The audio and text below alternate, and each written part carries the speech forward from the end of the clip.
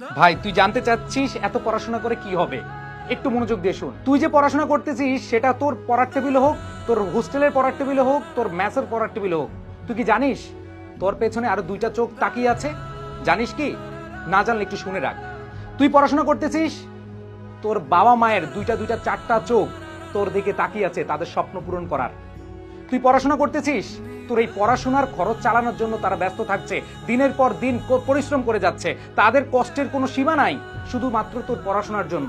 তুই পড়াশোনা করতেছিস, তারা অধীর আগ্রহে বসে আছে কবে তোর প্রতিবেশীকে, তার কাছের মানুষগুলোকে বুক ফিলে বলবে যে আমার ছেলে আমার মেয়ে ভালো রেজাল্ট করেছে। তুই পড়াশোনা করছিস, তোর বাবা মা দুই হাত তুলে অজরে কাঁদতেছে আল্লাহর কাছে যেন তুই ভালো রেজাল্ট করতে পারিস।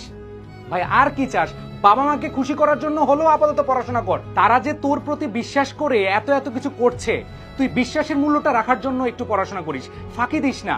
বাবা মা এত কষ্ট করে তোদের খরচ চালাচ্ছে আর তুই মোবাইলে ফ্রেন্ডদের সাথে নির্দ্বিধায় তুই চ্যাটিং প্যাটিং করে সময় নষ্ট করতেছিস, তুই আড্ডা দিতেছিস, এখানে যাচ্ছিস ওইখানে যাচ্ছিস, ঘুরে বেড়াচ্ছিস।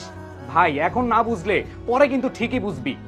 সো সময় থাকতে একটু বোঝার চেষ্টা করিস। এই যে এরকম কোনো প্রশ্ন করবি না ভাই পড়াশোনা করে কি হবে, প্লিজ।